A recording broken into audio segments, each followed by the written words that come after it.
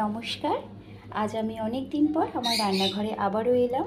আমার সকল বন্ধুরা আমাকে ভীষণ মিস করছে। আপনারা আমার রান্নাঘরে এখন আমার মাকে দেখতে পান।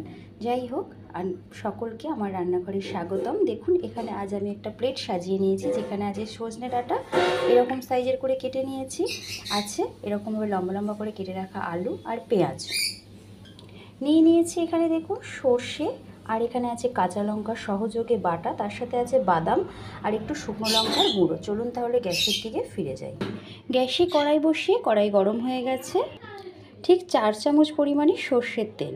আপনারা যারা আমার ভিডিও নিয়মিত দেখেন তারা কিন্তু অনেকেই জানেন আমি কিন্তু রান্নায় সবসময় সর্ষের তেলটাই ব্যবহার করি। দিয়ে দিচ্ছি 5 ফোড়ন শুকনো লঙ্কা, তেজপাতা ফোড়নে। ফোড়নটা একটা মিষ্টি সুগন্ধ ওঠা পর্যন্ত অপেক্ষা করব।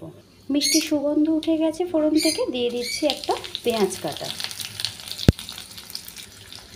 অসময়ের সজনে ডাঁটা একটু পেঁয়াজ দিয়ে করলে পরে কিন্তু বেশ ভালোই লাগে, আর একদম ঘরোয়াভাবে চটজলদি হয়ে যাওয়া একটা রান্না, যেখানে কোনো ঝামেলাই নেই। মিক্সিতে বা শিলপাটাতে একটু সর্ষে বাদাম বেটে নিন, আর এই রকম অসাধারণ লোভনীয় একটা রেসিপি হাতের কাছে চটজলদি রেডি হয়ে যায়। এবার পেঁয়াজটা একটু নরম হওয়া পর্যন্ত অপেক্ষা করব 2 মিনিট মতন। পেঁয়াজটা সুন্দর নরম হয়ে গেছে, দিয়ে দেব কেটে রাখা সজনে ডাঁটা আর আলু। এখানে আমি আমার পরিবারের 2 মানুষের জন্য করছি, সেই অনুযায়ী আমি এখানে আমার সবজিটা নিয়েছি। আপনারা চাইলে এটা কিন্তু বাড়ানো কমানো করেই নিতে পারেন, আর যারা নিরামিষ খাবেন তারা চাইলে কিন্তু পেঁয়াজটা একদমই এখান থেকে সম্পূর্ণ বাদ দিতে পারেন, তাহলে কিন্তু এটা খেতেও সুন্দর লাগবে। আবার যারা পেঁয়াজ দিয়ে খাবেন সেটার স্বাদও কিন্তু আরও একটু অসাধারণ লাগবে। এবারে এটা একটু সামান্য নেড়েচেড়ে নেব।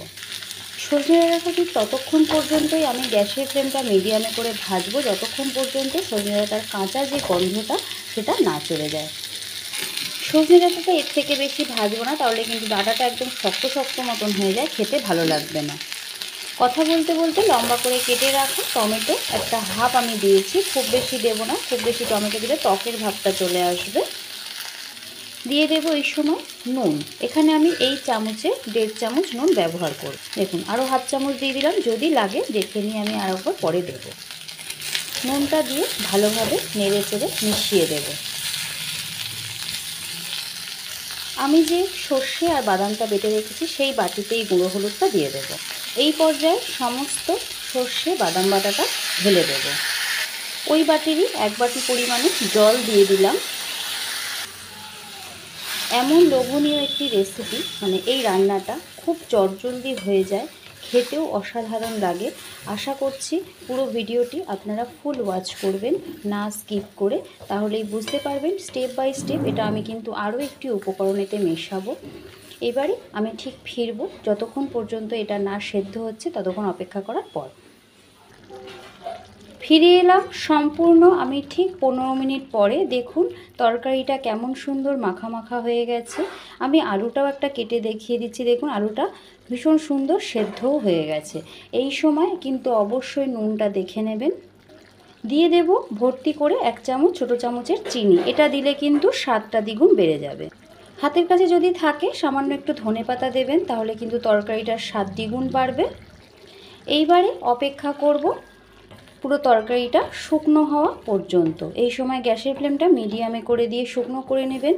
জ্যোতির রান্নাঘরের ভিডিওর সাথে জুড়ে থাকার জন্য আপনাদের সকলকেই অসংখ্য ধন্যবাদ। আপনারা অনেকক্ষণ ধরে আমার ভিডিওটি দেখছেন।